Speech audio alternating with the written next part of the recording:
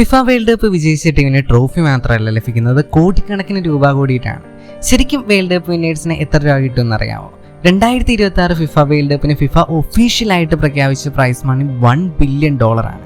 അതായത് ഏകദേശം 10,000 കോടിയോളം രൂപ. എന്നാൽ ആ മുഴുവൻ തുകയും ചാമ്പ്യൻ ടീമിന് കിട്ടില്ല. ലോകകപ്പ് വിജയിക്കുന്ന ടീമിന് ലഭിക്കുന്നത് $40 മില്യൺ ആണ്. ഇന്ത്യൻ രൂപയിൽ ഏകദേശം 400 കോടി രൂപയോളം.